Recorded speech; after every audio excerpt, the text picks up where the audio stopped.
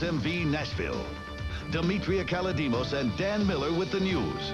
Rudy Kalis sports. And Bill Hall's weather.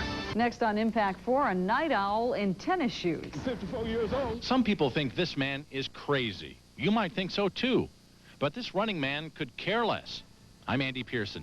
You'll meet one of Nashville's fixtures in the middle of the night. Coming up next in Impact 4.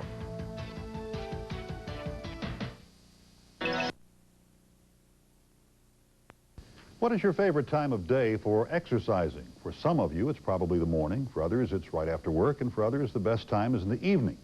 But one Nashville man says the best time for him to exercise is in the middle of the night, after he's been asleep for a couple of hours. Andy Pearson is here with Impact 4 and Nashville at night. Where'd you find this guy? Well, it was one of those strange things. Gary Knox and I were out about 6 weeks ago with photojournalist Gary Knox. It was snowing outside. It was about 38 degrees. And I'm driving down West End 3 in the morning, can't go to sleep. And I look over and I see this man running with his dog. And I don't usually do this, but I yelled out the window at him and said, "Do you always run at 3 in the morning?" Well, you're about to see the answer. I found this 54-year-old man who's been a fixture of the night in Nashville since the 1970s.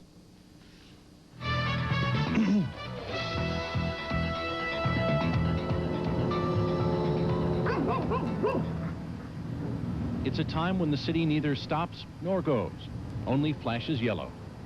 When the wind blows coldest. When sounds that would be buried in daylight come alive over the nighttime stillness.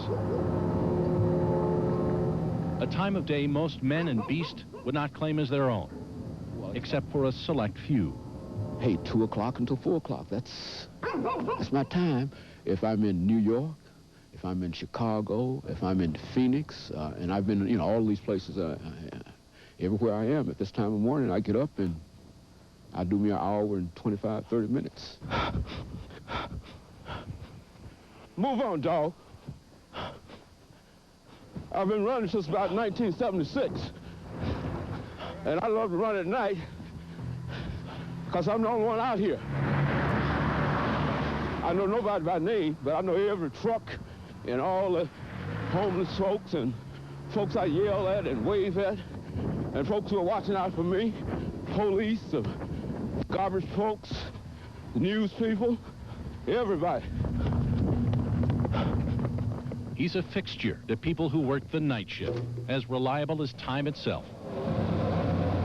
No, they see me, but they really don't know who I am. Every now and then, I'll talk to one person or something, but 90% of them don't know who I am, have no idea. They only know they see me out here almost every morning, about the same time.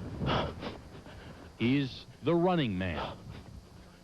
His name is James Haney, Dr. James Haney, a professor of history at Tennessee State University. His weekly routine has been the same for 20 years. Move on, dog. I'm 54 years old. Feel like I'm 19. That's enough for me. I go to bed at 10, get up at 2, go back at 4, 15, and back up at 6. You heard right.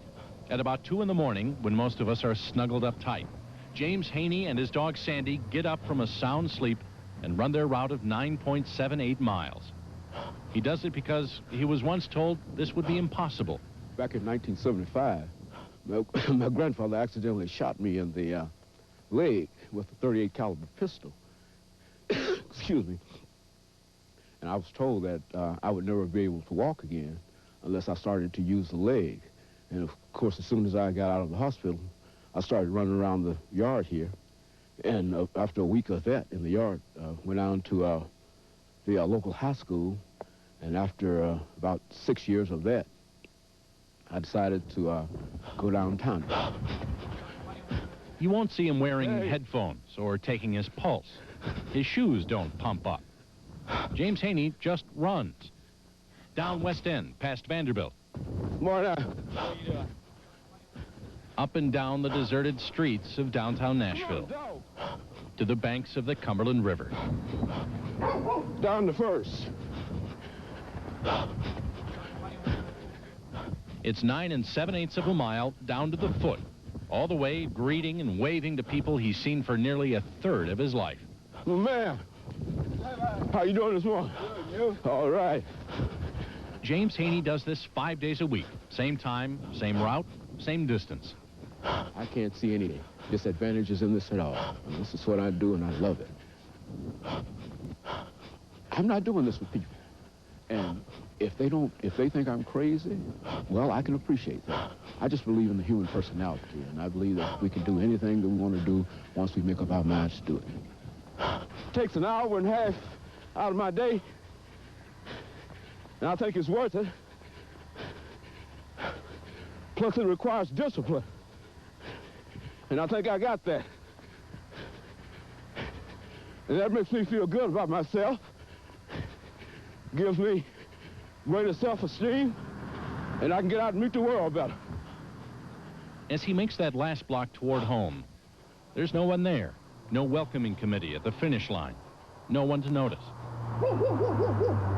Before he goes back to his wife and children in his warm bed, there's always a prayer of thanks that he's been able to put one foot in front of the other for another night. Oh, thank you, Lord. Okay. Thanks that he can still devote 2 hours out of each 24, even though it is in the middle of the night, to his body and his well-being. Thanks that there is life, and that life is good. Very few people that I grew up with are alive today, you see, and many of them have died of heart attacks and strokes and violence and whatnot, but Dr. Haney keeps pushing on.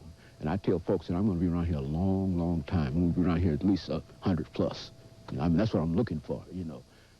In fact, Dr. Haney says he plans to live to be 120. Very Willard Scott. Now, does the doctor ever have problems out there? Anybody ever attack him or try to rob him or anything? Never. In 20 years. Really? Never had a problem. In all those cities, too. But he says the biggest threat is the cars, you know, coming out from the clubs late at night, so he doesn't run on Saturday. Yeah, very impressive. I'm amazed he goes to bed, wakes up, and does this. Yeah, and he's refreshed. That's amazing. Goes back to bed. Demetria. Ahead on the scene at 6, they don't call him Mr. Fix-It for nothing.